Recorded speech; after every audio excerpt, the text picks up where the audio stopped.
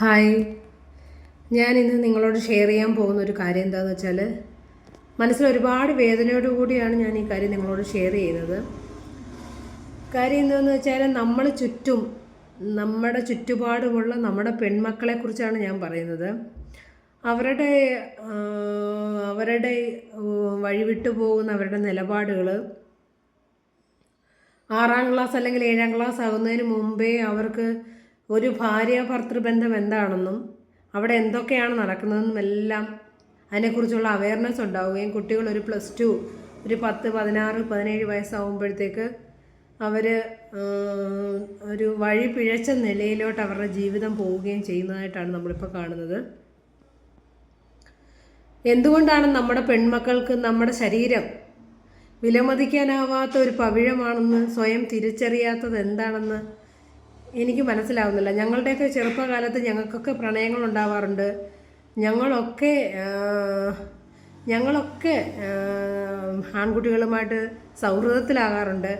എങ്കിലും ഇതുപോലെ ഒരു നമ്മുടെ ശരീരവും നമ്മുടെ പ്രഷ്യസായിട്ടുള്ള ഭാഗങ്ങളെല്ലാം നമുക്ക് നമ്മുടെ കൂട്ടുകാർക്ക് നമുക്ക് ഷെയർ ചെയ്ത് ഒരു സൗഹൃദ വലയം ആയിരുന്നില്ല ഞങ്ങൾക്കുണ്ടായിരുന്നത്. എന്താണ് നമ്മുടെ മക്കൾ ഇങ്ങനെ വഴിവഴിച്ചു പോകുന്നത്? എന്തുകൊണ്ടാണ് ഇത് തെറ്റാണെന്നുള്ളൊരു അവയർനെസ് അവർക്കില്ലാതെ പോകുന്നത്? ഞാൻ പറയുന്നത് എന്താണെന്ന് വെച്ചാൽ, നമ്മുടെ പള്ളികളിലും, മുസ്ലിങ്ങളാണെങ്കിൽ മുസ്ലിം പള്ളികളിലും, ക്രിസ്ത്യൻസ് ആണെങ്കിൽ ക്രിസ്ത്യൻസിൻ്റെ ദേവാലയങ്ങളിലും, ഹിന്ദുക്കളാണെങ്കിൽ ഹിന്ദുക്കളുടെ ദേവാലയങ്ങളിലും, അല്ലെങ്കിൽ നമ്മുടെ സ്കൂളുകളിൽ, പ്രത്യേകിച്ച് ഗവൺമെൻറ് സ്കൂളിലാണ് ഈ അഴിമതി കൂടുതലുണ്ടാകുന്നത്. പ്രൈവറ്റ് സ്കൂളിനേക്കാൾ കൂടുതലും ഗവൺമെൻറ് സ്കൂളുകളിലാണ്. ടീച്ചേഴ്സ് ഒട്ടും കുട്ടികളെ ശ്രദ്ധിക്കാതെ അവരവരുടെ തോന്നുന്ന നിലപാടാണ്. അവർ മിക്കവാറും രാവിലെ സ്കൂളിലാണെന്ന് പറഞ്ഞ് അമ്മമാർ രാവിലെ എഴുന്നേറ്റ് 4 മണിക്ക് 3 മണിക്കൊക്കെ എഴുന്നേറ്റ് ഫുഡൊക്കെ റെഡിയാക്കി, പെൺമക്കളെ ആണെങ്കിലും ആൺമക്കളെ ആണെങ്കിലും റെഡിയാക്കി അവരെ സ്കൂളിലേക്ക് അയക്കുകയാണ് ചെയ്യുന്നത്. അവർ സ്കൂളിലാണെന്ന് പറഞ്ഞ് വരുന്നുണ്ട്, 4 മണി അല്ലെങ്കിൽ 5 മണിയാകുമ്പോൾ തിരിച്ച് വീട്ടിലും ചെല്ലുന്നുണ്ട്. ഇതിനിടയിൽ എന്ത് സംഭവിക്കുന്നു? എൻ്റെ അഭിപ്രായത്തിൽ മാതാപിതാക്കൾ റൊട്ടീനായിട്ട് കുട്ടികൾ സ്കൂളിൽ ചെല്ലുന്നുണ്ടോ എന്ന് ചെക്ക് ചെയ്യണം. അവരുടെ ഫോണ് ഒരു 10-ാം ക്ലാസ് +2 കഴിയുന്നിടം വരെ മാക്സിമം കുഞ്ഞുങ്ങൾക്ക് ഫോൺ കൊടുക്കാതിരിക്കുക. അവരുടെ ഫോൺ ചെക്ക് ചെയ്യുക.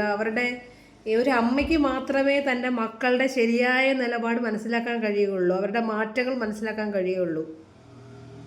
കുട്ടികളെ ചെക്ക് ചെയ്യുക, അവരുടെ മാറ്റങ്ങൾ എന്തൊക്കെയാണ്, അവരെന്തൊക്കെയാണ് നമ്മളിൽ നിന്ന് മറയ്ക്കാൻ ശ്രമിക്കുന്നത്. നമ്മുടെ മക്കളുടെ ഒരു ബെസ്റ്റ് ഫ്രണ്ട് ആണെങ്കിൽ തീർച്ചയായിട്ടും നമുക്ക് അവരിലെ മാറ്റങ്ങളും നമ്മളിൽ നിന്നുള്ള അകൽച്ചയും നമുക്ക് പെട്ടെന്ന് തിരിച്ചറിയാൻ കഴിയും. ദയവ് ചെയ്ത് നമ്മൾ നമ്മുടെ മക്കളിലോട്ടൊരു കണ്ണ് വയ്ക്കുക.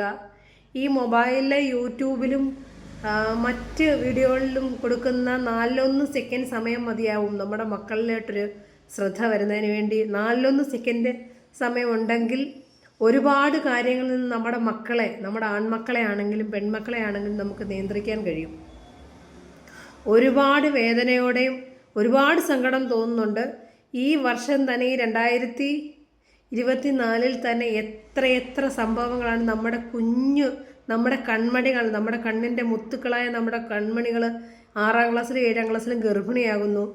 അതിൻ്റെ പിതൃത്വം നമ്മൾ അന്വേഷിച്ച് ചെല്ലുമ്പോൾ കേൾക്കുന്നത് ഒന്നെങ്കിൽ തൻ്റെ സഹപാഠി, അല്ലെങ്കിൽ മുതിർന്ന ക്ലാസ്സിലെ ചേട്ടൻ, അല്ലെങ്കിൽ താഴ്ന്ന ക്ലാസ്സിലെ കൂട്ടുകാരനൊക്കെ ആയിരിക്കും കുട്ടിയുടെ പിതാവ്. ഇങ്ങനെ മുന്നോട്ട് പോയി കഴിഞ്ഞാൽ എന്താവും നമ്മുടെ മക്കളുടെ അവസ്ഥ? എന്താവും നമ്മുടെ സമൂഹം? നമ്മൾ ആറ്റുനോറ്റു പൊന്നേ പൊടിയോ കൈ വളരുന്നോ കാൽ വളരുന്നോ എന്ന് കരുതി തലയിലും താറയും വെക്കാതെ വളർത്തുന്ന നമ്മുടെ മക്കളുടെ അവസ്ഥ എന്താകും? അവരെന്തായി തീരും നാളെ? ഡോക്ടറോ എൻജിനീയറോ ഒക്കെ ആകണമെന്ന് നമ്മൾ സ്വപ്നം കണ്ട് വളർത്തുന്ന നമ്മുടെ മക്കൾ, ഇപ്പോഴത്തെ കുട്ടികളെ സംബന്ധിച്ചിടത്തോളം അവർക്ക് ലക്ഷ്യബോധമില്ല. അവർക്കൊരു അവയർനെസ് ക്ലാസ്സുകൾ പ്രത്യേകം സംഘടിപ്പിക്കും.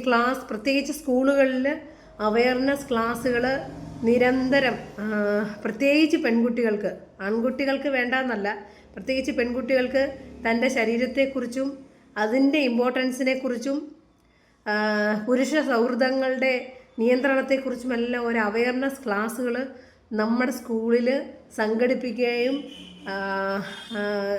അല്ലാതെ തെരുവുകളിൽ നിന്ന് പ്രസംഗിച്ചിട്ട് കാര്യമില്ല. ആരെങ്കിലും അറിയാവുന്ന മുഖ്യന്മാർ വന്ന് തെരുവുകളിൽ നിന്ന് നമ്മുടെ മക്കൾ അങ്ങനെ പോകുന്നു, ലഹരിക്ക് അഡിക്റ്റ് ആകുന്നു, അവർ വഴിപിഴച്ചു പോകും, ഇങ്ങനെ ഒന്നും വന്ന് പ്രസംഗിച്ചിട്ടൊന്നും കാര്യമില്ല. അവരുടെ ബ്രെയിനിലോട്ട് അവരെ പറ്റിയുള്ള ഒരു അവയർനെസ് വരുന്ന രീതിയിൽ ഒരു ക്ലാസ്സുകൾ സ്കൂളുകളിൽ സംഘടിപ്പിക്കണം. മാതാപിതാക്കളുടെ ശ്രദ്ധ, ഒരു പ്രായം കഴിഞ്ഞാൽ തൻ്റെ 2 മക്കൾ അല്ലെങ്കിൽ ഒരു പ്രായപൂർത്തിയായി അവരൊരു വിവാഹം കഴിച്ച് വിടുന്നത് വരെയെങ്കിലും അത്യാവശ്യം മാതാപിതാക്കൾ പൂർണ്ണമായിട്ട് മക്കളെ ശ്രദ്ധിക്കണം. അവരിൽ നിയന്ത്രണം വേണം.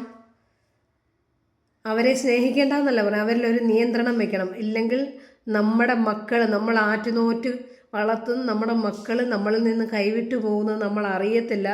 എത്ര സംഭവങ്ങളാണെന്നറിയാമോ? മിക്കവാറും ഗവൺമെൻറ് സ്കൂളുകളിലാണ് ഈ സംഭവം ഉണ്ടാകുന്നത്. ഞാനും ഒരു ഗവൺമെൻറ് സ്കൂളിൽ പഠിച്ചൊരു വിദ്യാർത്ഥിയാണ്. എനിക്ക് ഗവൺമെൻറ് സ്കൂളിനെ കുറിച്ച് അഭിമാനം, പ്രൗഡ് തോന്നിയ ഒരുപാട് നിമിഷങ്ങളുണ്ട്.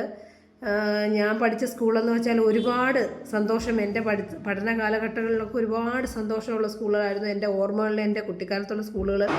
പക്ഷേ ഇപ്പോഴെന്താണെന്ന് അറിയില്ല ഈ സമൂഹം ഇങ്ങനെ വഴിപിഴച്ചു പോകുന്നത്.